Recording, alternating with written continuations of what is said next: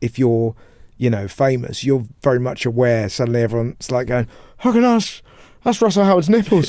Like, do you know what I mean? And not that I've got peculiar nipples, but you're sort of very aware of, like, all right. How are you and yourself otherwise though, man? Because you've been touring, man. I have before this, and now I'm back in the yeah, bro. back in Top Secret. You know? Yeah, I think when I done your podcast, you was touring then as well. I was doing kind of European stuff and American. I haven't toured in the UK for like 2 years, so I've been doing like Europe and America and Australia. Yeah. I always see it on your socials where I'm like, "Wow, boy, Russell's working, man." I thought I was working. Russell's working, man. I love it. But you're from Bristol. You speak about Bristol a lot. Yes. You're a very proud what's it called? Bristolian, yeah. Did that kind of shape your comedy? Because you mentioned it a lot. You mentioned Bristol a lot.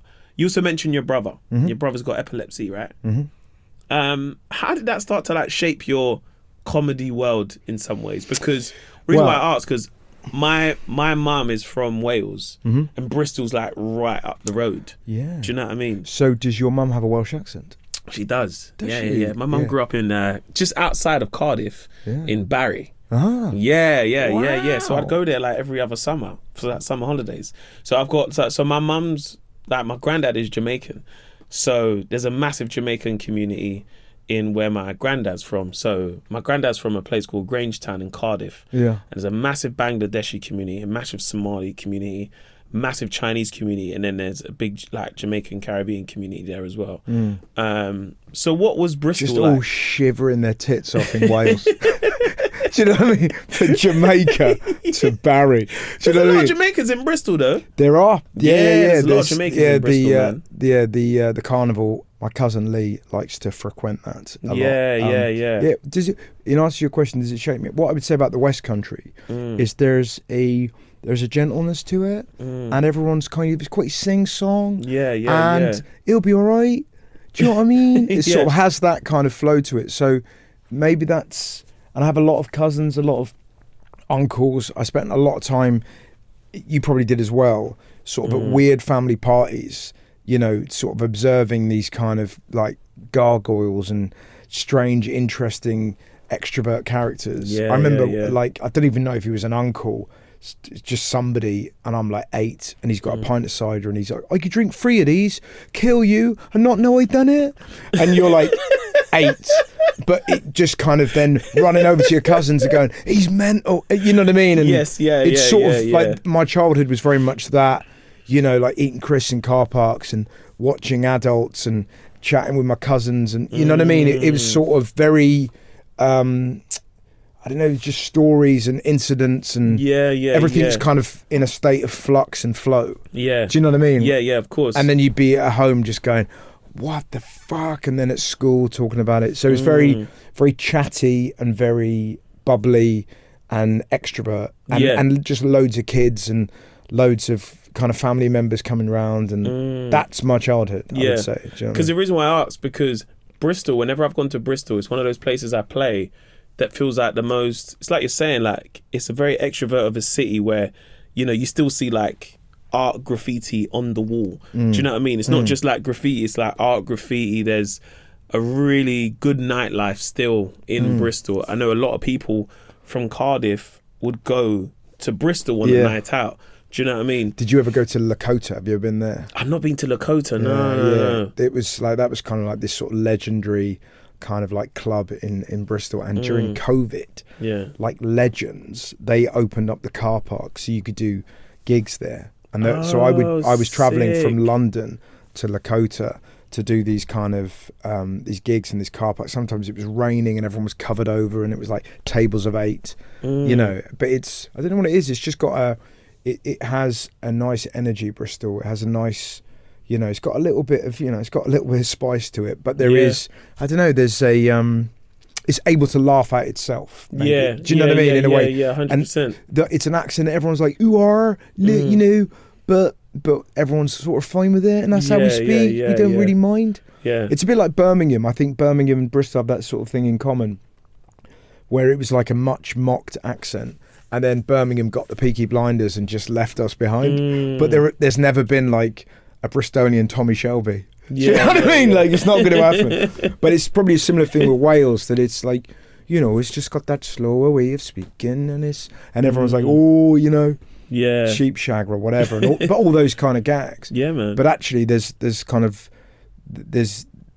lots of community and comedy, and you know what I mean. I've always found that there's a real beautiful sense of community in Bristol. Like, I love gigging there because people are really up for the show. It reminds me of when I do a show in maybe like Brighton, where it has this community of people that are just like, yeah, we don't really give a fuck, you know, say what you want, do what you want. Yes. Yeah. It's very authentic. Where's your favourite place to gig in the UK? Favourite place to gig is probably Manchester's up there, because I was going to Manchester when I was like in my early 20s, just to go out. So Manchester's always felt like home from home. Oh, cool. Got a lot of friends in Manchester. Birmingham is actually one of my favourites because Birmingham's a great city to do comedy. Do you know what it was? Outside of London, it was the first place that I'd had a big audience that wasn't London. That's funny. Yeah, it's so like, but those moments when things are beginning to change. Like, I remember when I was like 23, and I suddenly from nowhere, I would go to Lincoln University, and people would be waiting to watch me. So I was like randomly quite big in Lincoln. Do you know what I mean? Yeah. And then it's so funny, isn't it, that you suddenly go, oh God, I can't wait to go there, or like Sheffield, or like these little comedy clubs where people have seen you. Yeah. And then you have to have a new show for them when you see them again. Yeah. You know? It's exciting. Because you studied at university as well. And studying at uni, what was your trajectory when you was younger? Because I'm so intrigued to how you got into comedy, because I know in your show, Good News, you would always reference like your brother a lot. You know, you'd always like reference your brother, and I guess there's like something about having a brother that has this playfulness that can sometimes shape your comedy, but then you can go to university because you study this thing which is like, I'm just meant to do this thing at this stage of my life. Does that make sense? I did university because everyone else did, and I kind of, you know, sort of got swept along with that's kind of what you do. And the first week that I did it, I found an open spot night and went and did my first ever gig. The first week I did uni. And then my course was basically like this bedfellow to my hobby. So I would do uni, and I worked, not massively hard, but just cracked on. And then I'd be doing gigs in like Bristol and Plymouth and Bath and Worcester and Swindon and anywhere sort of in the southwest. And that was my, I guess, a bit like a mobile DJ. Do you know what I mean? Like, but that was it. And I just got the bug. You know, like, there's two things that have happened. I remember the first time I kicked a football, I was like, well, this is all I'm going to do. Yeah. Do you know what I mean? Because I know you like your football. But you know when you're like 8, 9, and you're like, well, this, why would you do anything other than kick this? Yeah. And then sort of about 16, I kind of got into like a Lee Evans video and a Billy Connolly video, and I sort of just got obsessed with that. And then I did my first gig when I was 18 and just changed my life, because I was going, oh, I'm going to do this. You know, it was so absolute. It was such a perfect night out. Like, if you're not the best looking bloke, you know, and you go into a nightclub, like it's fine. But then if you're doing a gig and you're being funny and you get to orchestrate the night out, it's like, why would you not want to do that? Yeah. And I got probably how like singers get, or artists get, or filmmakers get, or writers get. When you have that first itch, you know what it's like. That, you know, and you came up in a slightly different way. You were doing kind of social media things, but you must have had that similar thing where you go, oh, something's happening here. There's a resonance, and people are like, I'm kind of getting something, and it's a really. It's such a lovely feeling of going, oh, I've made my own fire. Yeah. I need to show other people my fire. That sounds wanky, but do you know what I mean? No, like there's definitely that thing of I liked being good at something and liked getting better at it. Yeah. Do you know what I mean? It's kind of that's how I would describe it. I also look at it as like when you play the video game Mario, where you get the star, and in that early stage you're just running through and everything's just working for you. So you're not really worried about a bad gig or a good gig. You're like, oh my God, I'm just gigging and I'm actually getting paid for it. But people want to come. Yeah. I don't even know that people know who I am. Yeah. But I'm turning up and there might be someone at the door that's like, we've come like for an hour to see you. And you're like, what? To see me? Yeah. Oh, okay. Thanks a lot for that, man. What a lovely way of looking at the world, though. Like, does Mario ever have feelings? Like, do you know what I mean? But it's like, is Pac-Man there going, God, I'm just banging against the wall. Do you know what I mean? But yeah, like Lara Croft when she's just kind of bouncing like that. But I don't know. It's sort of, particularly when you're a kid, it's just you're on this kind of quest to kind of go, I wonder if I can do that, you know, that kind of courage to kind of, and none of my family members were in like showbiz or anything like that. It was inconceivable. And you tell your mates, I'm going to do stand-up, like, you fucking mental. Why would you do that? You know, you can't do that. And you think, I wonder, you know. So did you have your first gig at 18? 18, yeah. What was that like before going on stage as opposed to after? So my first gig, I was sick beforehand. I was terrified. And then I kind of went on stage and it was this kind of blur. I kind of felt like, oh, okay, I think I've got this. I had like moments where I was like locked in and jokes worked and people were laughing and then I came off and was just like hyper and then realised instantly, I was like, that's me, that I knew I could do it. I mean, like, it was it's very interesting. A lot of comics that you meet, they either die on their first gig and then they kind of have this sort of sadomasochistic urge to replace that awful experience with something better. Yeah. Or you're trying to emulate that first rush where you go, oh my God, it's a bit like catching a wave, I guess. Like, if you're lucky enough, you go surfing, you catch your first wave and you're like, this is insane. Yeah. And then you're kind of chasing that. And then the first 6 gigs I had were incredible. And then the 7th died on my arse and it broke me. And I remember being in the green room just going, oh my God, and feeling like shame and embarrassment and just mortified, and then kind of walking out and feeling everyone looking at me, just, oh, geez. But in my head going, God, I'm going to have to get better because that can't happen again. So I was already like a lifer at that point. I can't imagine what it must be like to die the first time you do it and have the kind of self-belief to go, I'll be all right. Do it again. Can you imagine that? Like, genuinely, imagine if you'd have died in front of 40 people, 12 of whom were your mates. And they're like, we can't ever speak tomorrow again. Like, it would be so awful. You know, and but that's it really. It was life-changing, and suddenly you had this kind of mechanism through which you can do life. That's what stand-up feels like. It's probably the same as songwriting, I guess, where you can have something terrible happen to you, but there's always this part of your brain that's going, there's probably a song in this. There's probably a joke in this. Do you know what I mean? It's kind of, you know, that's kind of the way that we now process existence. Yeah. Which is not the best way of doing life. It's a really good way of doing When comedy. You was on stage, did you feel like you knew what you was doing? Where I feel like as a comic, when I look back, I'm like, I had a few jokes here and there, but I don't really think I knew what I was doing, to the sense of like, I knew I was writing some jokes and I was telling them to people, but I also was, I can't say I was winging it, but I just had this confidence and belief that I was like, I don't really know what I'm doing, but I just know I can make people laugh. Yes. But then there was a moment where it clicked, where I'd really looked at like, oh, I've just done a callback. I didn't even know what... I just referenced something. Yes. And it was only until I really started understanding comedy, and I'm like, oh, okay, cool. So what am I doing? That's crowd work.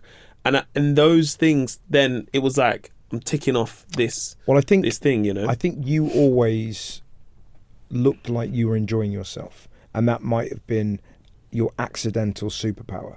Do you know what I mean? Like, as in, people probably saw you that first time, you went, hello, and because you've got a nice presence, the audience probably went, oh, hello. Like, you don't look nervy. Do you know what I mean? And maybe the first feeling I had was my material wasn't good, and it took me a long time to write funny, but I could be funny or be a bit kind of awkward and then go, oh, that was a bit awkward. I was able to do you know what I mean? Of like say something that was shit and then go, I don't know why I thought that was funny, but in my head, and then suddenly they're like, oh God, I was quite self-aware. Yes, and that was my little skill that I could go.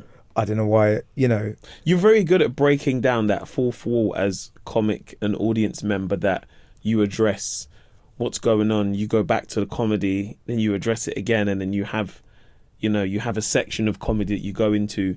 You have a really amazing, unique ability to do that, and the way you was able to transcend it on television was a really unique skill that not a lot of people can do, that you still felt like, as an audience member from the TV, it still translated in the audience, if that makes sense. Do you know, I got an amazing bit of advice when I was young.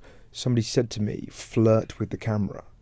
Like, act like the camera is somebody you're trying to impress. And I just thought it was such a great... So it's not like you speak to the audience there and then you kind of look at the camera and you're trying to catch the camera's eye so that they're like, oh, he's kind of looking at me. Yeah, do you know what I mean? I was like, and I'm not saying I ever did that, but I always thought that was quite a useful way of, because TV and stand-up are so different. Like, particularly if you're doing a big room, you're orchestrating it. Whereas if you're kind of doing it in front of the telly, it's sort of just this little square. Do you know what I mean? But I remember the first time I did Mock the Week, I did stand-up in the room and it ripped it. And then I watched it on telly and I didn't look at the camera once because I'm playing the kind of room. You're at home on your sofa going, why is this prick not looking at me? Do you know what I mean? But because you're so concentrating on them. But I don't know, it's just it's the same as anything. It's sort of experience and sort of learning and standing on the shoulders of giants and seeing the way that people you like do it and go, oh, that's interesting, and okay, the way they do that, oh, see, you know what I mean? And we all there's a really nice ecosystem in stand-up where there aren't that many dicks. It doesn't strike me. Most people are kind of all right.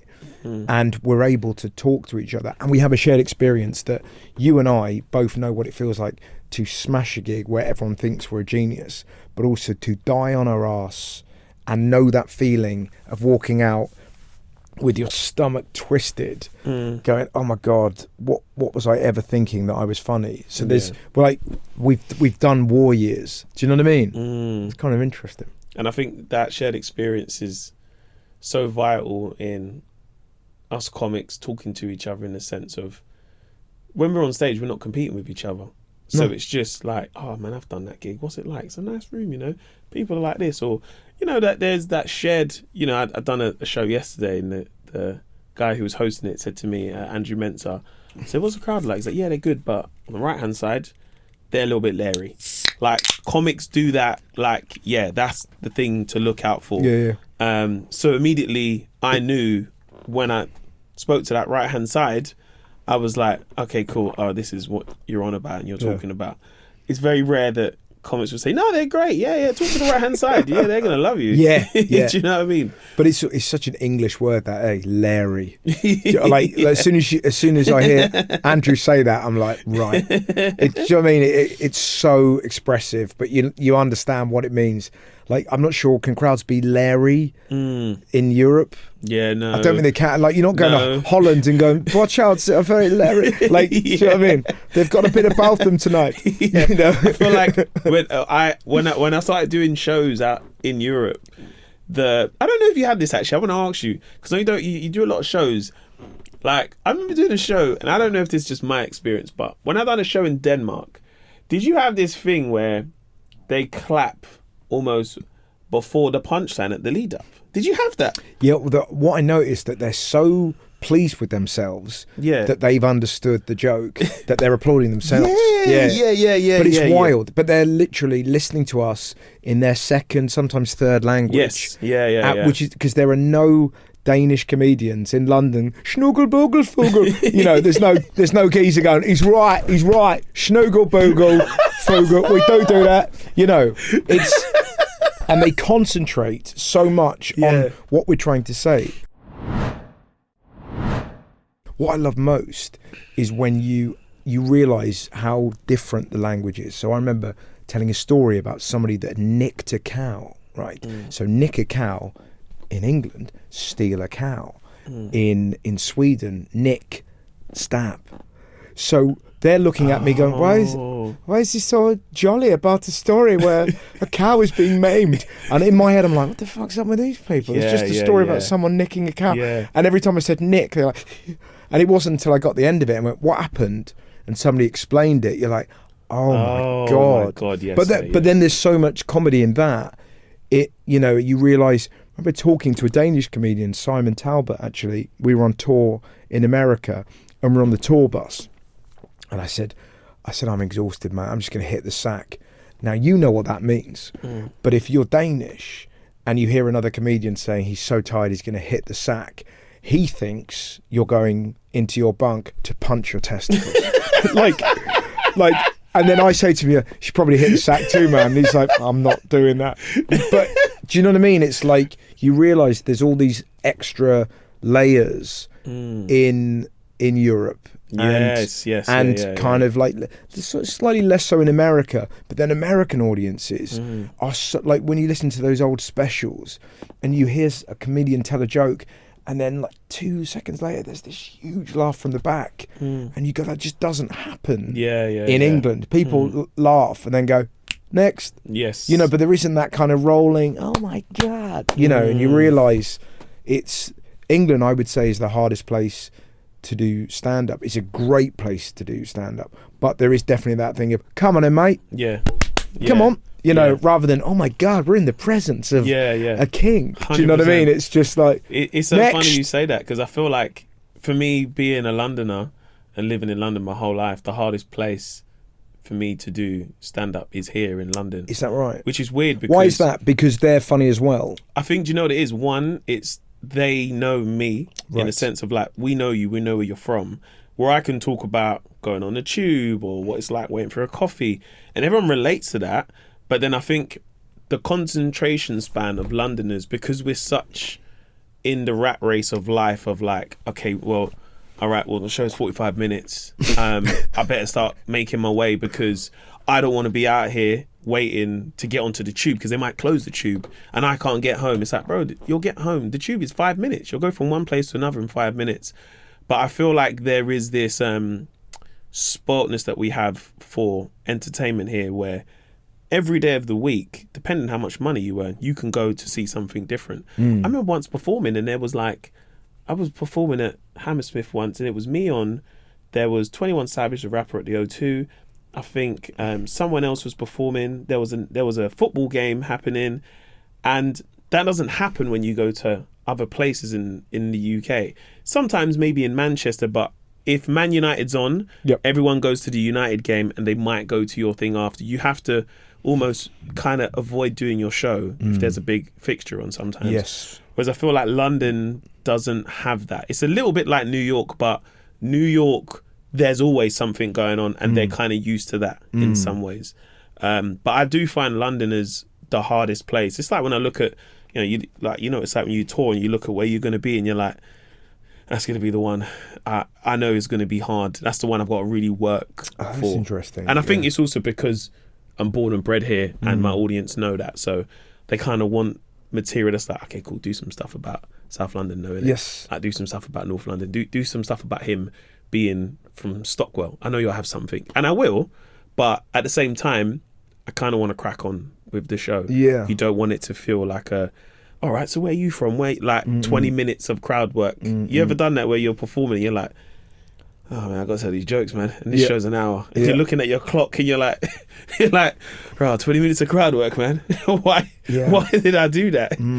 So like, for your rise in terms of being a comic, in terms of you started off at a really young age, 18, then you get like a show commissioned on BBC Radio, which was the Milk Run. So that was, I did that with my friend Pitch, and it was we didn't get it commissioned. It was like just a show on Radio 1, I think, called the Milk Run. That was on at like 2 a.m. And basically this is a real, me and Al Pitcher often speak about this. There's a real window into that. So we go in for this like creative meeting, and they must have figured out pretty quickly that we were just using this job to fund stand-up, because I said, they go, what ideas for sketches have you got? And I went, loads. So does it get paid monthly, or do we like that? And they were like, Well, we'll get to that in a minute. And I went, but when are we going to, so we didn't really pay a huge amount of attention to that. We did a few sketches. They didn't put any of them on. And then the first sort of thing that we did outside of stand-up, I did, was probably Mock the Week, really, thinking about it, which I did when I was 26. So... Did you do an audition for that? No. Oh, no. Wow. So basically, I'd been gigging from 18 to 26, and then I got nominated for the Perrier at Edinburgh, and they kind of saw me and then just offered me, like a guest slot, and I did it, and it kind of went well. And then they offered me a couple more in that series, and then the following series they kind of offered me the whole run, and that's kind of when things got a bit crazy. It's sort of it's in the time before socials when I think something like 4 million people used to watch it. It was like a show. Do you know what I mean? It's like a bit similar actually with the Big Breakfast that you did when Johnny Vaughan was the funniest man in the world for a moment. To us as kids, we'd see him be hilarious. Frankie had that, Frankie Boyle, and we would I sort of felt in the slipstream of his brilliance and kind of sort of went along in my own little sort of trajectory alongside him, but working alongside someone who was such a laser guided joke writer, you suddenly go, wow, I'm gonna have to up my game here. So kind of from being on the circuit, I found that incredible. Just it was a real lesson in joke writing of like, okay, this is a half an hour show. If I tell a long story that's a minute long, that's not going to make the edit, so I've got to go boom boom bang, so it was kind of interesting. I really enjoyed it. And then from then it kind of sort of led to Good News and all that. Yeah.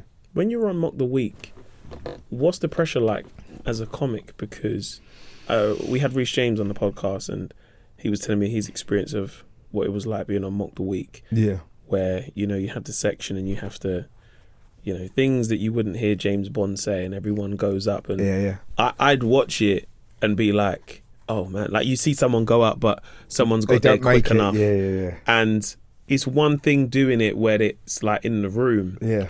But then it's almost like, do you know what it's like? What was it like? It's like a mixture of charades and fucking hit training, like that, because you're like you're having to run to get there. Yeah, and I've seen that on the show, mate. And then someone gets their elbow in, you're like, and they might do a joke that's similar. We used to do that for 40 minutes.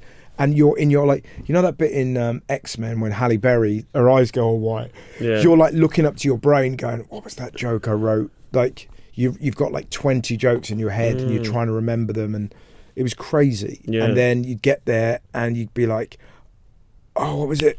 So it was like so competitive, but it was. I think that's what made it a good show, because they would then, from that 40 minutes, for that one section, they turned that into 5 minutes that had all the punchy bits.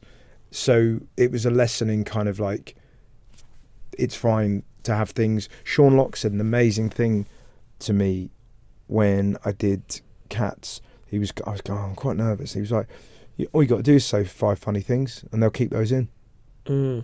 But that's the amount of time you'll be on screen. Don't worry about it. You can say 5 funny things, can't you? So yeah, I think so. Yeah, because it's going to be 3 hours. You have to be pretty shit to not. But that changes the way you look at it, rather than going, because initially you go, oh my god, I haven't been funny for a bit. Oh god, because everyone is being so kind of funny, and then you're looking at yourself going, oh my god, it's you on Mock the Week. You haven't said anything for 10 minutes. You probably, you know what I mean? So because I've noticed that whenever I've done panel shows, I used to really shy away from panel shows. I think mainly because I didn't feel like I was witty enough.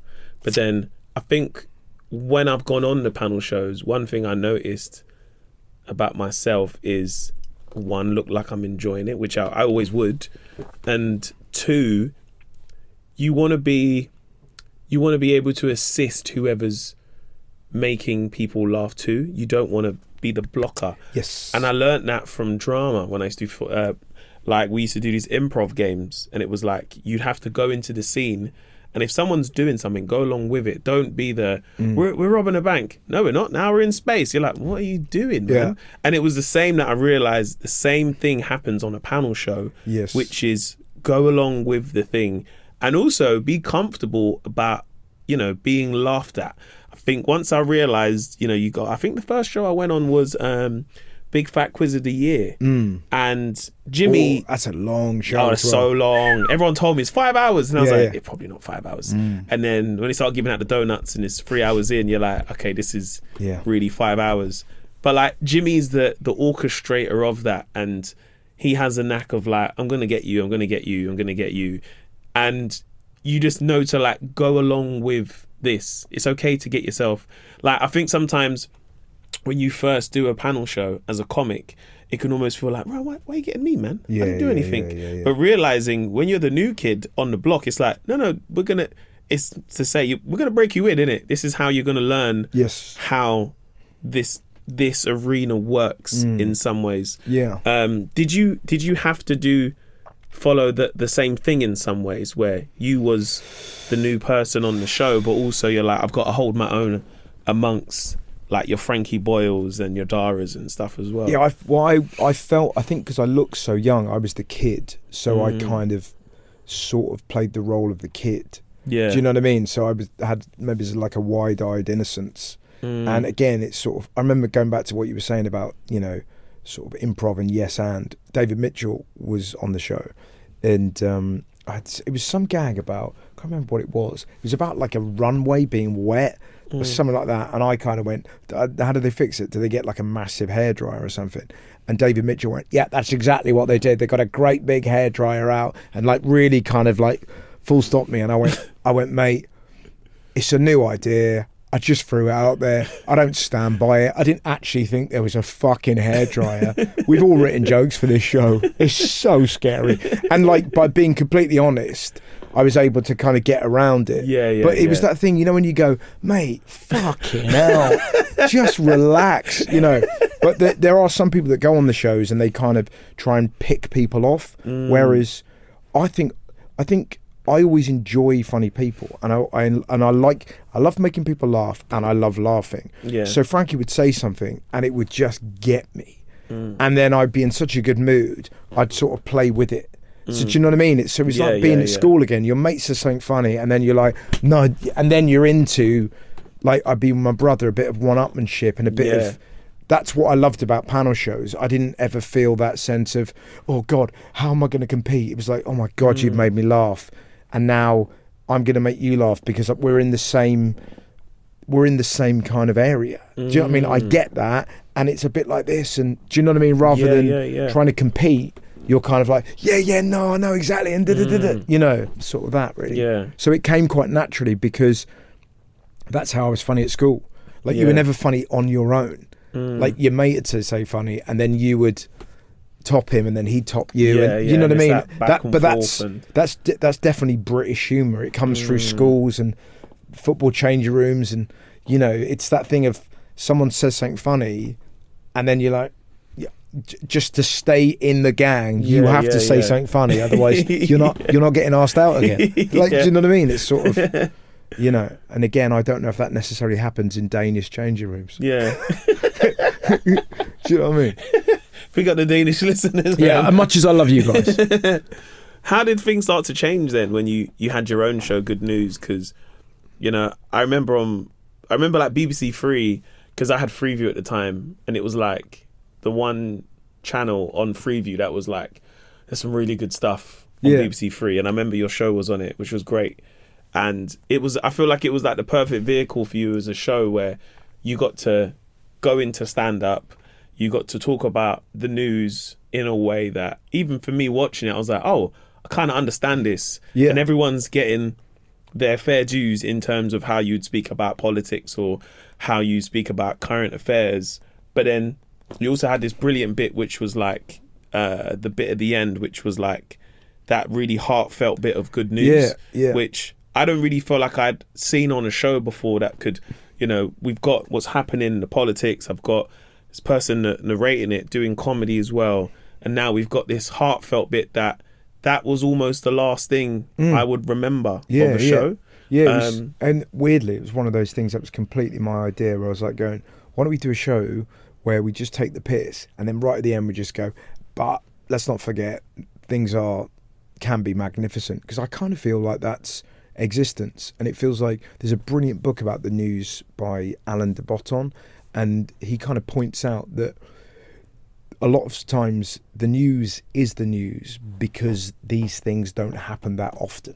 So the reason they're being shown to you is, like, I think the example he gives, he kind of goes, so Sierra Leone, for example, like, we'll hear about Sierra Leone if there's been a terrible war or something awful has happened, and you're like, oh my God, so it's always awful things in Sierra Leone. You go, well, actually, for the most part, they're having food, seeing their family, kids are going to school, having sex with their wife, cracking on.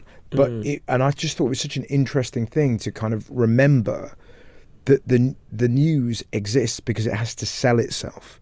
So it has to be terrifying and full of drama.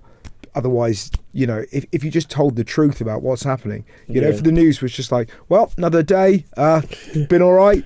What'd you have? Fish fingers? You had fish fingers for tea? Great. You know, so I always wanted to have that thing that made you go, oh man, the world's not so bad. Because that's kind of how I feel, you know, that sometimes when you're swamped in it, you can be, particularly now with algorithms, you can really feel like there's nothing but horror. When the honest truth is that you kind of, if you go outside, you can see incredible things, or you can, you know, like, I don't know if you've ever seen a video of a deaf baby here for the first time.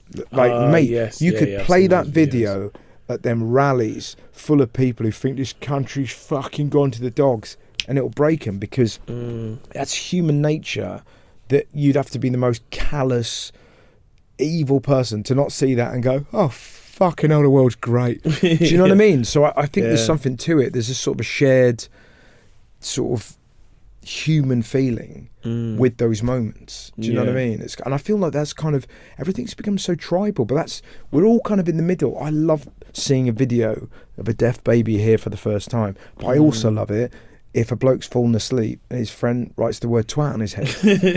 like nobody is one thing. But at the minute, it feels like that's who you are, and you can only exist in one area. And I feel like the great thing about stand-up is that you can be everywhere, and you can kind of take the piss out of yourself. But it was really important to end the show with something that made people go to bed on a bit of a high, and it, like, seeing people suffer and then get through that puts your problems into perspective sometimes. It certainly does for me anyway, that you just go, oh my God, I've been worrying about a joke, and this kid with cancer has just, you know, completed a motorbike race, and look at him smile. Oh my God, what a fucking universe. So it was sort of that, really. But I think I could do that with authenticity, because that's how I felt. If I was like, and now it's time for the good news, like, if it didn't make me go, look at this, then I wouldn't have been able to do it. Does that make sense? Do you know what I mean? It wasn't like a gimmick for gimmick's sake. It was just like, oh, this is cool. Do you want to see this? Yeah. You know? You have a really unique ability, though, Russell, where you have a great way of breaking down not just comedy, but also like society, that you can explain it from your perspective, that you just explaining just then of what you like about laughter is it's not a skill that everyone can do.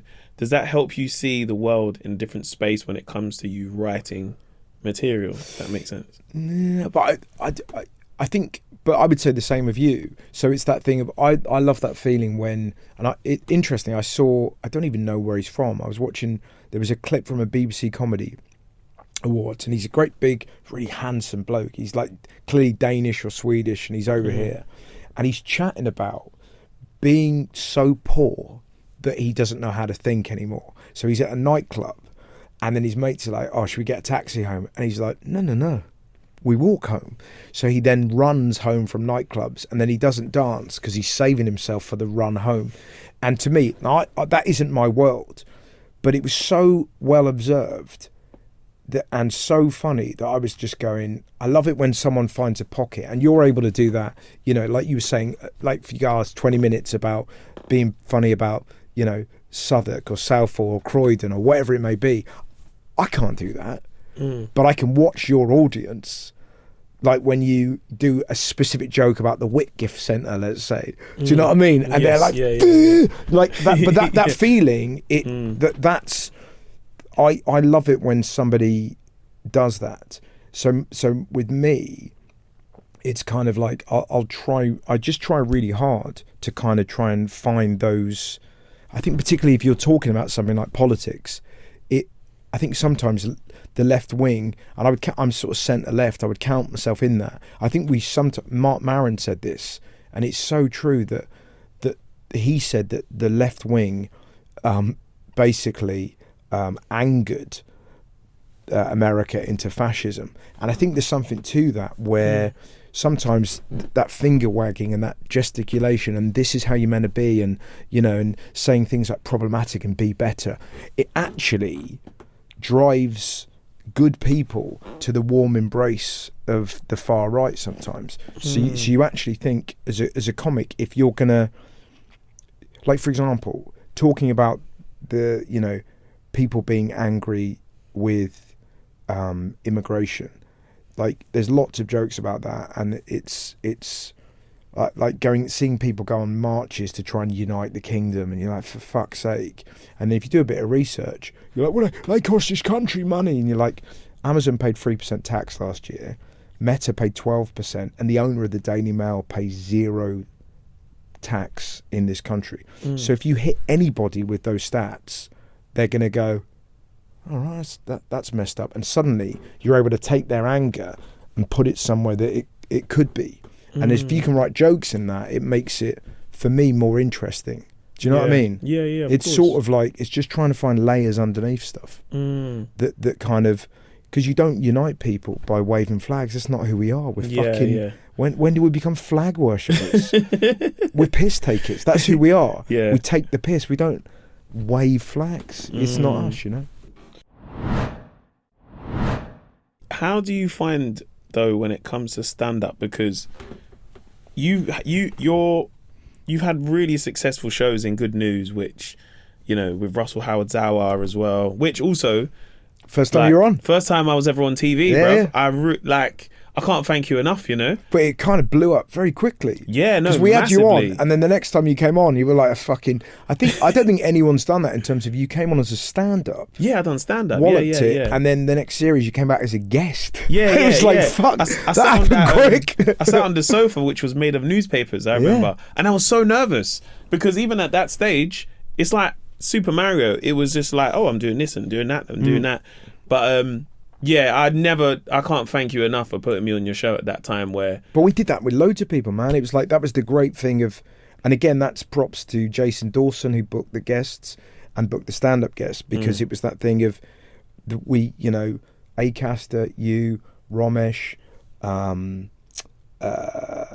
Ed Gamble, fucking you name it. They all did their first stand-up performances. Like Aisling B, they all did their first ever gigs on Good News, and then it was like this, and the Sky Show. It was like this lovely starter gig before you would go on to do, in your case, your own stuff, or a Live at the Apollo, or a whatever. But it was that lovely TV, kind of, okay, this is what it feels like. Oh, that went quite well. Hey, do you want to come on Cats? Do you want to come on the Royal Variety? Whatever it may be. Do you want to host the Brits, for fuck's sake? Like, it's sort of that thing of, you have to start somewhere. You can't go straight in. Imagine that. Yeah. Going straight in. That's very courageous of you to have a vehicle like that for comics, which, again, even when we done Latest Show, I then replicated that in the sense of, I remember being a comic and going on to your show, so I wanted to make sure I had the same vehicle for other comics, just to, because it was more so that I just had a clip of me on a stage somewhere that wasn't a comedy club, that was on TV, that I could do my set. And it was like, I remember, I'll never forget, the night before, me and a friend of mine called Conrad, and he helped me make the music, and we was up till so long because you couldn't have copywritten music, basically. Yeah. So he made the beat. And I didn't have any sleep, and I was like, okay, I hope it goes well and stuff. And even meeting you, I was like, oh, right, that's so hard, man. Oh shit. Like, right, he's really here. Like, and driving into to Sky, it was definitely one of those moments that felt like, oh, rah, like, there's something happening. I don't know what it is, but just going on TV just feels like this thing happening. But did you watch it? I did. Yeah. And what was that like? And it's mad because I didn't even have Sky, so I had to watch it when it was on YouTube. Right. So then watching it on YouTube, because I was like, oh man, I'm nervous, man. Yeah. Like, and then watching it back, I remember having this grin of like going back to the warm face and the smiling. I'm like, oh right, shit. It's and I never forget when you introduced me. It's like, Mo Gilligan, everyone, and I was like, oh right, shit, here I am. Yeah. Whole family around watching me on television, and I think for me at that time, because I'd done a lot more social media stuff, people just knew me as like, oh, like I see you do the characters, couple of cans. So it was a perfect way to show people that like I can do some stand up. Yeah. And it's funny, isn't it? It gives you particularly with your kind of mum, your dads, and your uncles. Yeah. There's something about telly that gives you a legitimacy. Yes. And it's It's if you don't belong in that world and you don't have, like, people forget to be on telly is mad. It's like, can you imagine like how your mum must have felt? Yeah. She's like, oh my God, that's my boy being really funny and he's on the telly. Like, do you know what I mean? And then they kind of get 100%. Used to it of like, oh, he's on the telly, it's fine. Do you know what I mean? Of like, when you're next on the telly, you're like, you forget that first time. It's incredible and so strange. And you're watching yourself. I remember doing one of the ones I did Jonathan Ross for the first time, and it was like, you've done Fallon. You've been, but have you done stand-up or have you been a guest on that? I was a guest on that. See, I've never been a guest. I've done stand-up on that. See, they asked me to do stand-up. Yeah. But because I was touring, I didn't want to do my material on a platform that I still was going to do the show for another year. Yeah. So I was like, I don't really want to do stand-up because I'm still in this tour. The tour was still quite new. Yeah. So they said, cool, we'll park it. And then they called and then said, yeah, we want you to be a guest. Great. And I was like, that's even... Now I can just be me and have a bit of jokes here and there rather than set material. How was it like doing stand-up on there? Well, that's what I mean. It goes back, and I've been... So the first time I think I did Fallon when it was, 2015. So I've been going for a while, and I'd been on telly over here for probably... at least 8 years, used to it. But that feeling, flipping it, when they hold the curtain, fucking and you're just like, go, you fucking hell. It feels like it's when you go to like Aqualand in Europe, and it's one of them rides where suddenly the floor's going to drop, and you're like, what am I? Like, you're sort of like that, and then you go out and you do it. It was so exciting, but so terrifying, and kind of. It's quite interesting to know that you can still feel like that of going, oh, I've got, and similar how you must have felt. What amazed me about Jimmy Fallon, he knocked on my door before I came on. He said, oh, thank you. He doesn't know who I am. Yeah. Someone's told him my name, but he's made the effort to knock on everyone's door and go, thank you so much for coming on the show. I've seen your clips. Even if he hasn't, he gives a fuck. Thank you so much, really sweet. And Lauryn Hill was one of the guests. Okay. So she sings a song in the rehearsal, and I'm like 10 meters away. Yeah. And I mean, we talk about like talent. Yeah. When you just see her sing a song a cappella, you're like, what the hell? Yeah. And then somebody said, don't worry, you're going on before her. You're like, fuck. Like, imagine that. Following Lauryn Hill. Jesus. When I went on mine, it was Shakira. Wow. Shakira was on. And like massive entourage and and you're just there with Conrad. And it's like, what was mad? It was like, so it was me and my tour manager Javan when we were out there, and in the day, I think we were just in New York at the time, so we went somewhere in the daytime. I think we went to Sirius XM radio. So we went to do the radio. We walked there and we seen all these people waiting, and I was like, oh, who's that for? I was like, oh, it's for Shakira. And I was like, oh, wicked, man. And I said, oh, bro, I think she's doing Fallon later. He goes, what? Shakira? Rah. And it's like, it's so weird because I feel like when you do a UK panel show, it's very much whoever's on, you knock on the door, hey, what's up, you all right? Because you're all on the sofa together. And, as the comic, you get to, Kylie Minogue says something, I wonder what it's like. I love that song. And you get to say a little comedy bit, whereas you're very separated. I found it anyway. It was just like, that's her team. You don't speak to her. Yes. Me and Lauren didn't. We didn't chit chat. Yeah. Well, I just didn't feel like, it's like, oh, what am I going to say? Like, I just sort of like gave her the eyes as if to go, that was great. You know, and she's like, thank you. But it was like, same. Other than that, it's like, it's not really the oddest. I did Conan O'Brien, and Novak Djokovic was the guest. Oh, wow. And he just won Wimbledon for the first time. And I sort of said, oh, well done, congrats on Wimbledon. And he was like, were you there? And I said, oh, no. And he was like, oh, fuck.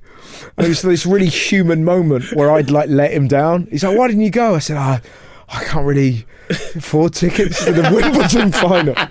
Do you know what I mean? It's like, but they are wild when you find yourself in those sort of, those American worlds where you're just, you're doing, whatever it may be. But even they are beginning to kind of like, Corden show doesn't exist anymore. They kind of, it feels like Jimmy Kimmel's show is going to be like Colbert is like, it's kind of, it feels like those old sort of like showbiz, like those hillsides that you were aiming for are kind of gone a bit. Versus sort of socials and kind of podcasts are now the things you do, and they're great and they're fun, and you get a different side to people. But it is odd, isn't it, that kind of like when we were kids, it would be like, oh, I'd love to do, Letterman or whatever it may be. I wonder. I think when I realised once I'd gone on the show how big it was, because I was in America at the time, and then some people came to the show I done in Philly, and these two women was like, yeah, we just drove from Boston, we seen you on the Fallon show, you really funny. And I was like, oh my God, that it's understanding that reach, which I don't know if that always translates here if you was just on a show once. I reckon it did years ago, like Parkinson. I think when I first done it would have been that thing of like when Billy Connolly went on Parkinson, and then the next day he was the most famous man in the world, in the country rather. But yeah, you're right. It's sort of like, it's like, it's that thing of like, it would be similar to what you did of just building up this kind of this audience online. Do you know what I mean? It's so interesting. It must be so, there's so many comedians. Do you know how many tours are going on at the moment in the UK? Just comedy. Yeah. Do you know? How many tours? 196. There's 196? What, just stand-up? Tours. Oh, right. Mate, it's crazy. Because you're on tour as well, I'm on tour. I'm on tour. And there's 194 others. Isn't that mad? But that you suddenly go, that we're in this kind of boom. But, in a time when everyone's on their phone, clearly people have a deep desire to then go to a show and just be lost. And then they want to laugh. Lost in laughter. And also it's like a societal orgasm. You're kind of like, you're all lost, and it's so rare that we don't really go to the cinema anymore. You stream it at home, but it's one of the few places alongside like a big music gig where you'd go, right, I'm going to go watch that, and you're kind of laughing together, and you kind of come out and your jaw hurts. You can't remember what they spoke about. You just feel good. There's no phones in the air. Yeah, man. At comedy gigs. Yeah. Like, you'll get a couple, but it's not. You go to a music concert now, and it's interesting. You get some musicians that are like, oh man, put your phones down. But I guess it's just another generation now who want to capture the moment where comedy, you can't put your phone and record and laugh at the same time. Yeah. It just doesn't work. No. And it never translates when you watch it back. It's like having pictures of fireworks, or, you're like, oh, okay, well, it's a firework. But it's better in the moment when you see it, and you see the colours and it come down and stuff. How do you find touring? Because you do big arenas all around the world.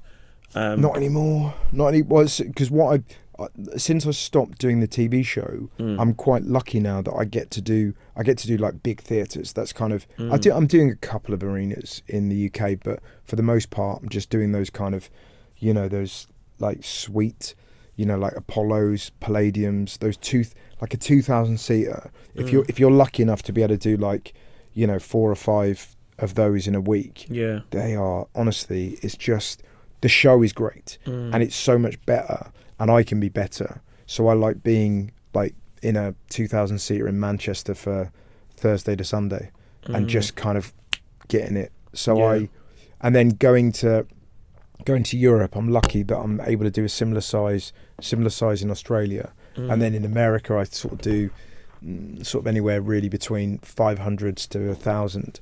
you know, and then sometimes, you know, you'll be in a comedy club, you know, in America. And I quite like that. I like the experience of it. But I think touring is going to change for me because of my son being born.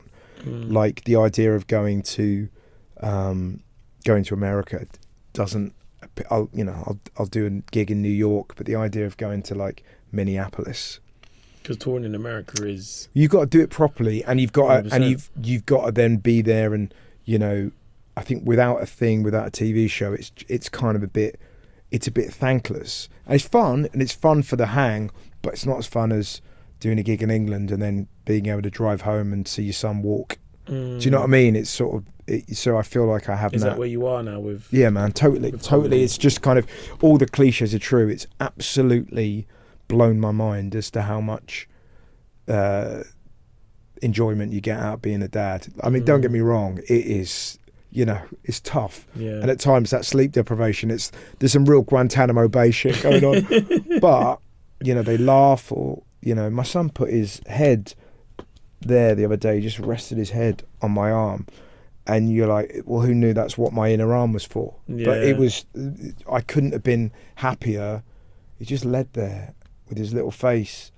And you're just like, oh my God. But that feeling of being utterly loved, where he's like, I just put it there, you know. I mean, you know, so I kind of, I think that I'll tour, you know, every kind of 3 years, every 2 years, and then in between just go to clubs and figure stuff out until I'm ready to tour again, which I love. And I'm lucky enough that I'm kind of in a position where I don't need to kind of work in the way that I did. It's because I'm an old man now. So I've been doing stand-up for like nearly 30 years. Wow. Do you know what I mean? So it's kind of like, I'm all right, you know, and I've kind of done my time on the road. How about you? Because you've got 2 kids. So how does that change for you? You know what I think I've realised when I'm with my son and I take him to the park, I'm not Gilligan stand-up, where on a Saturday night I am, and then Sunday I'm just dad. Yeah. And then putting him on a slide is all I care about, rather than just, okay, cool, because I always gig in like a black t-shirt and black trousers.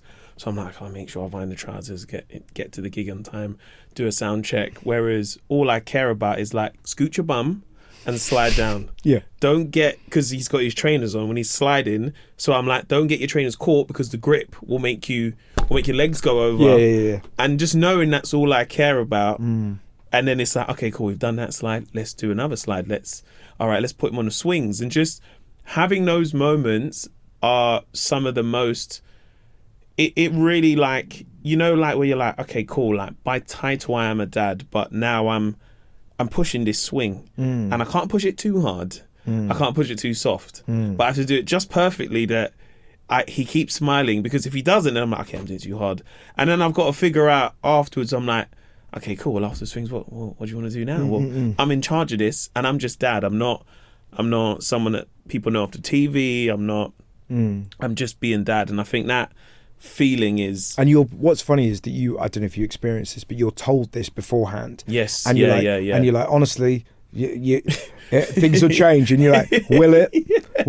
Because I've done the O2, so and then suddenly you're like, oh, okay, I take you back, you were right, 100%. But it's lovely, isn't it? It's just kind of you know, it just makes your world a bit richer, and you just feel fortunate that the universe has kind of coloured you in this way, and you kind of like, you know, who knew hanging around a park was fun? Who knew swimming was the greatest thing in the world with your kid? I mean, slightly weird if you go on those.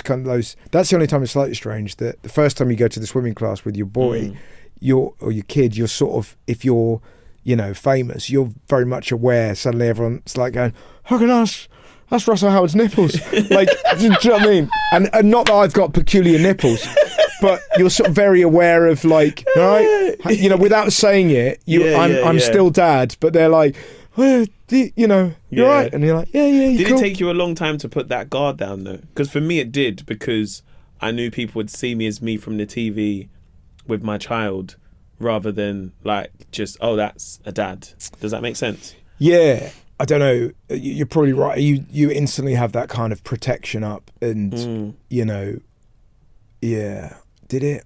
Maybe it did, but I also kind of, I kind of kicked in pretty quickly, and you sort of realise you're sort of so zoned in on them that you're like, you just don't care anymore. Well, he came on tour with us as well when wow. we did America and we did Europe, and my wife came and we were on a tour bus, and it was and so my wife and my son had the sort of back of the bus, and they were in the kind of, the star bit with the bed, and I was in one of the cabins, so I could sleep, and then as soon as I'd wake up, I'd look after my son, and we'd go out to diners, and and then he'd be in green rooms of like these theatres in America, and you check who'd been on the night before, and you're like, it was a death metal band, get him off the floor like that, in case there's coke everywhere. You're like, do you know what I mean? You're like, it was a folk group, hit the floor, you're fine.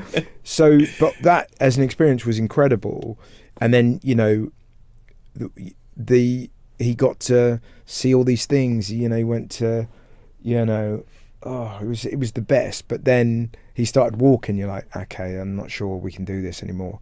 Do you know what I mean? But I love it. It's the best, and it just changes you. It changes your comedy. It changes what you feel you need. Like, it tempers your ego, and you realise it's also very easy, if you've been lucky enough to achieve things as you have, that you probably, I might be putting words into your mouth here, but you probably don't feel you need to do stuff because you've done everything you wanted to do.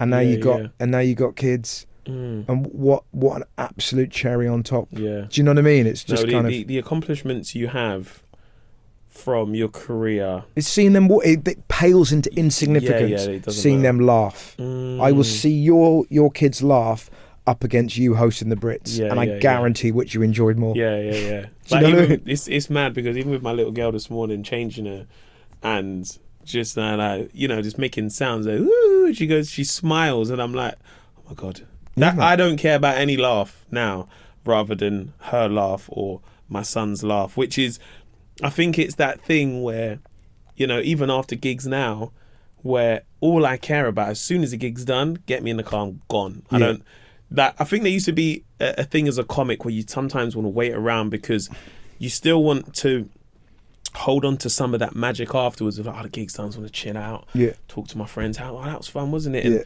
sometimes there isn't. I would also have an ego in a sense of like, cool, that was, did you see that bit? And oh man, that bit was great, and and you got another one tomorrow, and you can enjoy being in, the green room for a little longer than you're ready to set off. Whereas now, you speak to anyone who knows me, and it's just like, after gigs, I'm gone. Like, mate, I'm the same. I can't wait. I love being on stage, but when I say thank you, good night, see you later. I want to get home as quick as possible. Absolutely. It's like, even when I'm doing like Top Secret, it's just like, there's not a photo of me at that club, because as soon as I've done it, like that, it's just like, I'm out the back.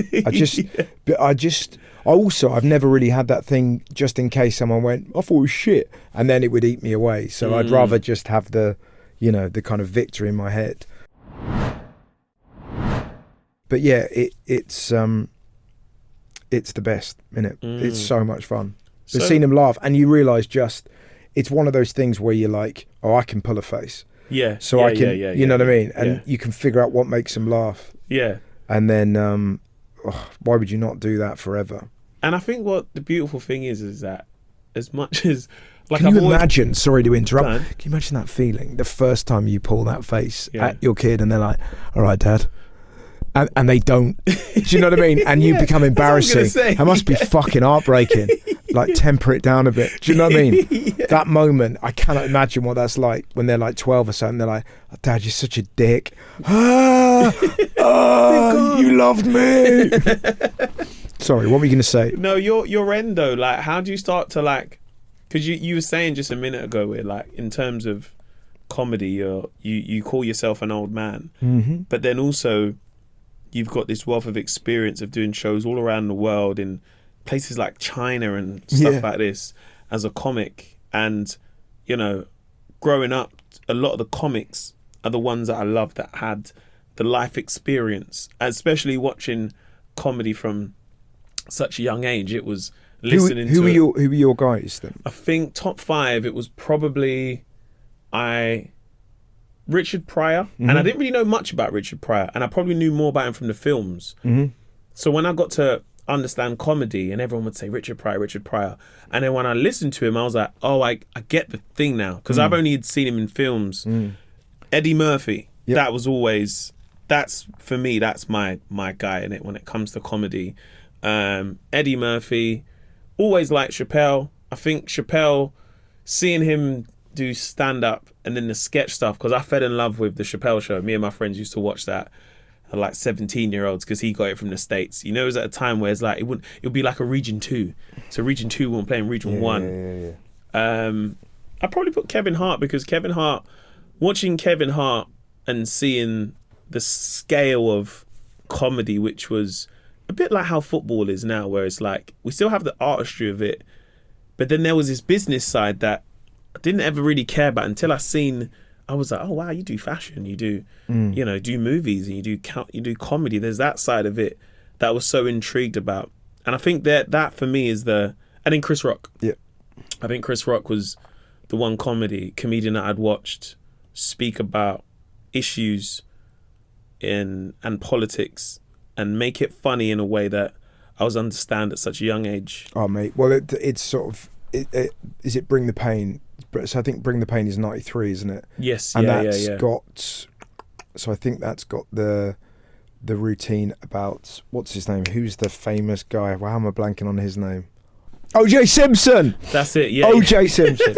It'd be so weird if somebody in a studio nearby just hears me shout O.J. Simpson like he's here. But that routine, oh my God, like that. Like, I'm not saying he should have killed her, but I understand. It was just like you can feel. I remember my dad was working in Florida, and he came home with that video. Can you imagine that? He goes, oh yeah, I've got a video for you. We're 13.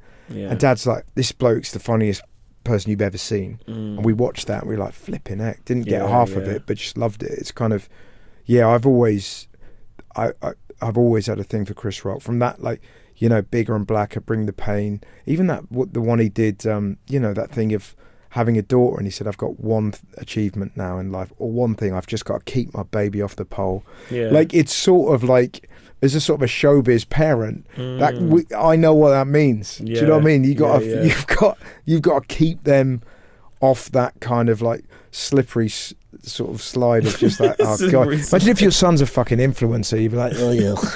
Like, if you're going to do it, but you know what I mean? Must be weird. But that's a pretty good 5, man. Pretty good 5. And probably, I think the last one is probably Lee Evans. I think it was seeing a comic be so physical and turn into the thing he's talking about, and just be non-stop. It was like he never stopped. It was always like, I'm going to be the 50p and I'll be the 20p. I'm going to do every example, and I'm showing you I'm physically sweating, and then watching. I remember seeing him live, and there's the one comic I'd watch live, and first going to comedy shows and I didn't stop laughing. I was so in awe of like, oh my God, how are you doing this? And it's until you become a comic and you're on stage and you're like, all right, cool, I'm not really even moving and I'm sweating. So how demanding was that to do every night, where it's like sometimes, Russell, when you do a show and you're like, I'm knackered, and you're like, can't do this again, so I'm just going to chill out for the rest of the day. So I don't know how. I think once I'd seen it's like the engine of a comic to think and then be so physical. Use, I don't know, pianos and play music. That was always a comic. I sat there and I was like, wow, that what you're doing is so rare until you start doing it on stage. But Richard Pryor and Lee Evans, oddly, are similar in that respect, because like there's a lot of personification. So like, sort of think of that routine with Richard Pryor when he shot his car. Yes, and it's that brilliant thing where it's like, the vodka was like, why don't you shoot the car? And I was like, yeah, and he shoots the car, and the wheel was like, but he becomes every part of the car. Yeah. And what's incredible about that's a routine. I don't even know what from like that whole album is from the 70s, I think. It's still funny. Yeah. It's mind blowing, because you can watch clips that were done like 2 years ago and they just don't mean anything. And you know what I mean? It's like he is like I would say him and George Carlin are the, like have those moments where you're like, Jesus Christ, like just such kind of forever funny. Yeah, and Billy yeah. Connolly has that as well. Like, where, you know, those forever funny guys where you're like, that's still good. That's still, you know, kind of resonates. In terms of like where you are as a comic, where, you know, you're able to do shows in different parts of the world. Yeah. You've had a very successful career on TV, and, you know, you have podcasts, but you're also looking at a side where you're like, I'm a family man. I'm someone's son. Yeah. I'm someone's dad. Sorry. And, you know, where do you start to put your eggs in your basket, in a sense of, do you slow down? Because I feel like as any comic, we want to slow down, but we get the itch and we're like, I want to go back out. I want to do a top secret on a Thursday, Friday, see if I still got it. And then you realise I've still got it, and then you're like, I could write a tour from that new bit. For myself, even going to like some of the clubs and doing some crowd work to an audience who didn't expect me to come, but then also some people who have no idea who I am, it makes me go back to what it felt like when I first started in some ways, which is very different from the tours.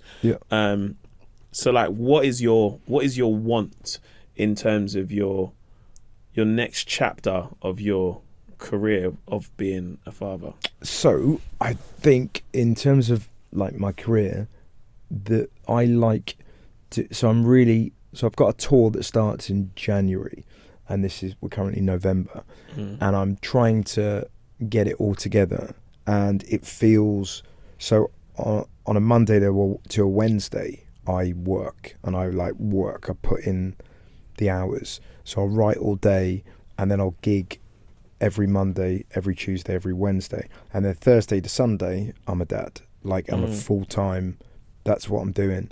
And I find that is a sort of, you know, 3 days, 4 days. And obviously I see my son on the other days.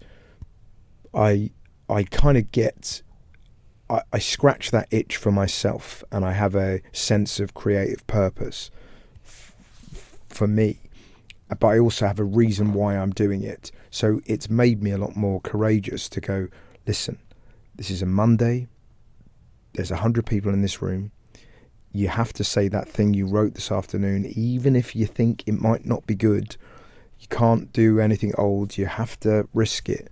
So it's made me better, and actually, it's not necessarily made me better. It's made me more courageous in terms of trying stuff, and it made me realise that I want to do a show, tour that show, and then have a break, and then do it again, but not do it on a yearly cycle. I want to let my well fill up with life experience, not just so that I'm kind of got the notepad out so I can go, oh, something's happened, but just to be a human being, and then just being in a different phase where you're, you know, every couple of years you feel like you've got something to say, and you're not bothering people, and you're not kind of constantly putting your hand out to go, oh, can I have more money for a tour? Do you know what I mean? I just kind of, I want to do it for the sake of doing it. I actually think, interestingly, what Chappelle did when he came back, and the interesting is I don't really know Chappelle before Standup Chappelle in recent years, but what's interesting is, so he had Chappelle's show, he walked away from that, and then he obviously had his kids, and he was clearly doing gigs. He was doing the equivalent of his Top Secrets until his kids were of a certain age, but he was probably mostly a dad in that period, and then came out of hibernation, as it were, and then suddenly had a new special, what felt like every year for like 5 years. And I think there's kind of a lot to be said for that, of kind of like, I want to tour, do my show, and then go away, and then come back with new ideas, and then go again, rather than, I don't feel that need to be in the kind of club every week, seeing if I've still got it. Do you know what I mean? I'm going to kind of back myself to kind of go, I'll go away for a year and then just come back. And I still make notes, and there's a thing that Woody Allen does, that he'll write something down, and then he just puts it in his desk. If he has an idea, he just writes it down, puts it in his desk, lives his life, writes an idea, puts it in his desk. And then when he has to do a film, he literally kind of pulls out the desk, empties, looks at all the notes and goes, oh, right, it's that.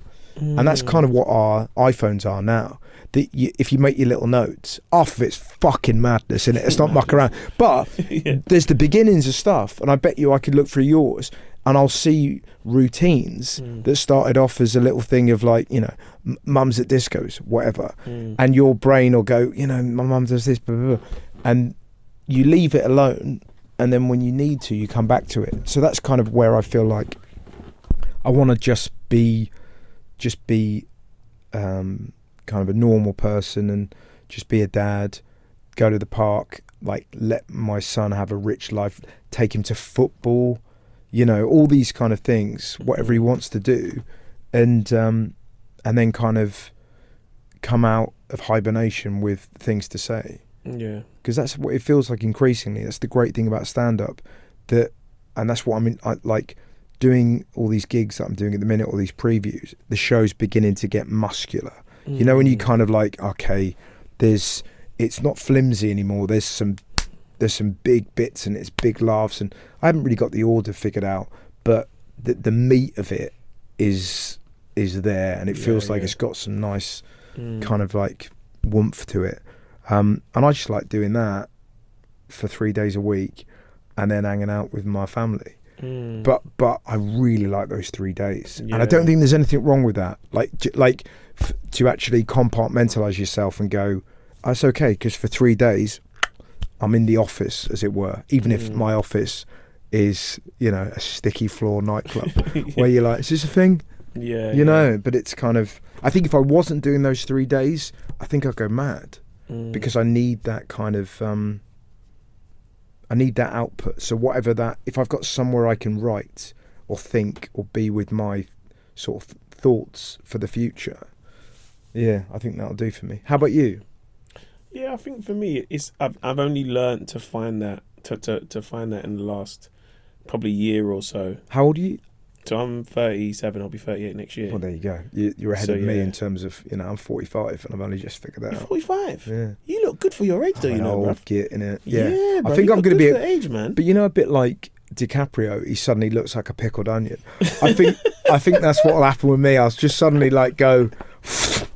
Because, like, do you know what I mean? He's handsome, but he don't look like he used to. He's suddenly, he became a pug, like, one day. But he does. He's kind of got that, you know what I mean? But he ain't Leo from Titanic anymore. Do you know what I mean? There's a lot going on. But go on. I think for me, I've been lucky enough to find the perfect balance of doing things like this, a podcast where I can come in central London and it's different from what it's like from doing TV, where it's so many different opinions. It's the commissioner, it's the producer, it's the exec producer, it's, okay, we're filming it.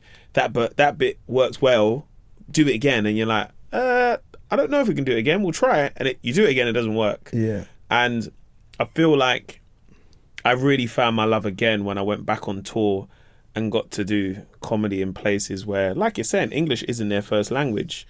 And like going to Denmark where they clap at before the punchline. And for me as a comic, I was like, bro, this is a whole new world. I'm not used to doing comedy here or doing shows at places where I would say, okay, well, you know, the warm-up will go on for, I don't know, 25 minutes, and then we'd have a break, allows everyone to get a drink, and I'll jump on at 9. And people are like, come on, it's 8:55. We're all waiting. And I was like, no, but I thought that would make sense. And I feel like having that is the thing that when I go to bed at night, I sit there and I'm like, like I wanted to do that thing, and that's what fulfilled me, as opposed to I done it because I had to pay some bills. And you know, it's an incredibly privileged position to be in, and if you're lucky enough to get there, it's to remind yourself that the true joy is the idea, and then finding strangers to explain the idea to, and then the strangers laugh. You realise you're not mad, and you've created this little bit of happiness, and then you go to bed. You know, if you're lucky enough to be in that position where you don't necessarily have to worry about, you know, kind of bills or whatever.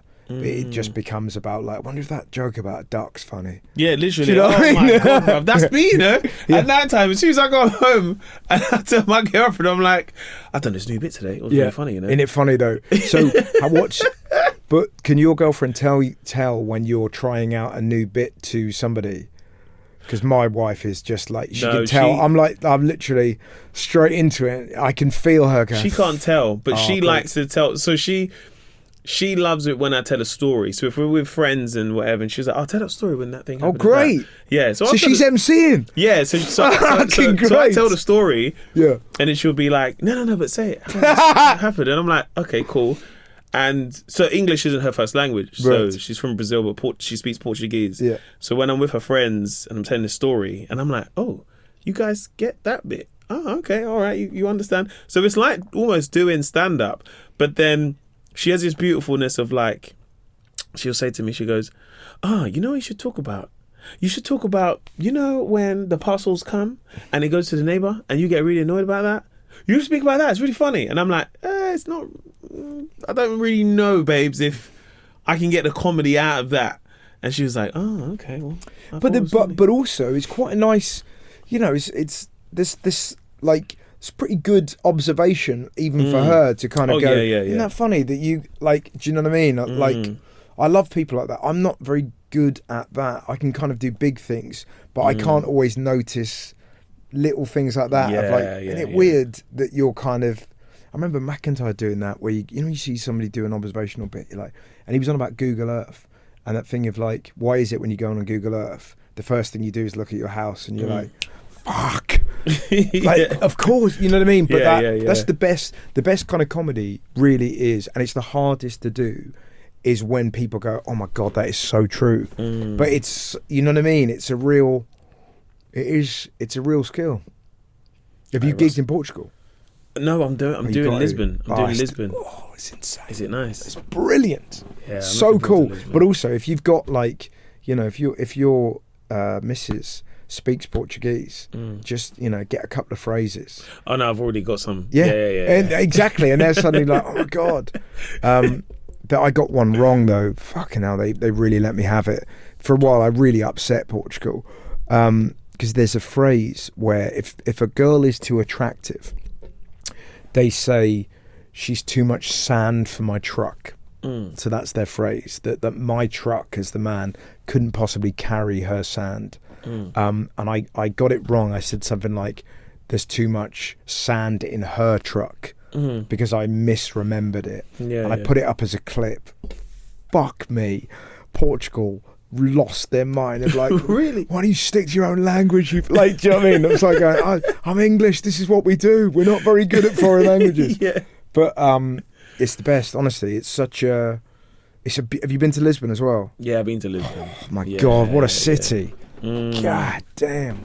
That's the other thing I love. That's the end. It's that thing of being able to travel the world, doing our silly little job with your family. Do you know what I mean? Of like, right, we're going to Lisbon, I'm going to do it, and Daddy's going to do a show, and then the rest of the week we'll hang out. Yeah. That's a win, isn't it? Yeah. Oh, Russell, man. I love that. It was really great. It's probably the first time we've properly like hung. No, really. I really appreciate you as a person. Like, one, putting me on your show many years ago, you know, coming back and doing like your podcast and stuff like that. But you're also like a massive inspiration, I think, as a as a comedian, watching you tour and do shows all around the world, which is like, oh right, like it's possible to do shows in, because that was my first fear of like, oh man, I'm gonna go to some of these places, I don't even know if I've got an audience there, but like even just seeing it on your socials, and I'd see you performing like Germany and Berlin or Denmark, and I was like, rah, like it's possible, man. I've seen it's possible, and before then I didn't know if it was possible. But no, you're a massive inspiration, man, to myself and many other comics out there. So, one, again, thanks for coming on the podcast. Pleasure, loved it. And two, again, I know I've said it before, thanks for putting me on TV, bruv. First ever, you know. Pleasure. Yeah, bruv, 100%. I put it in my book as well, you know. Really? Yeah, man, it's in my book, man. I've got to read that. Yeah. But also, thanks for repaying the favour, because every comedian is frustrated something else, but I've often loved the idea of trying to write a song and I've never been able to write a song. So on your TV show, it was the raps. What was the rap thing? Yeah, I think it was me, you, Craig David, and Leanne Pinnock. Yeah. So, yes. And it was a thing where you had to write a nursery rhyme rap? Yes. So, yeah. So I wrote Humpty Dumpty in the style of Kendrick Lamar's Humble. Yes, you did. That was fucking cold, bro. But the funny thing is, because I was given some potential lyrics that somebody went, you could do this, and I was like, I'm going to write it myself. Yeah. And I felt like your producers go, are you, white boy? Right, like you're going to write a Kendrick Lamar Humpty Dumpty. So it's funny because the producers are white as well. Oh, are they? There you go. Well, there you go. But I mate, honestly, it was so much fun, like doing that show, and it was Dermot O'Leary and all, wasn't it? That was the funny thing. Yes, Dermot. But you put me on. I was on after Leanne Pinnock, who's a singer. So I had to follow her, you fucker. And then I loved it. So it was so much fun. No, but genuinely, you liked it though. That was It was one of the joys. Even my brother rang me up and was like, "It's pretty good, that. Pretty good." Yeah. Bitch be scrambled. Yeah, it was good. I loved it. No, thank you, Russell. I appreciate it, man. This is your beginning, middle, and end. Thank you very much, bro. Thanks, sir. Appreciate you, man. Hey, what's up? Thank you so much for listening to the podcast today. Now, a lot goes into making each episode. I know you hear my voice, but there's a team behind the scenes who help make it. And if you did enjoy it, I'd really, really appreciate if you could show the love to them by giving us 5 stars. And if you also have the time, please leave us a review. It's always appreciated, and we love reading the comments. And of course, we want to keep making it better. Thank you for listening, and have a great day. Peace.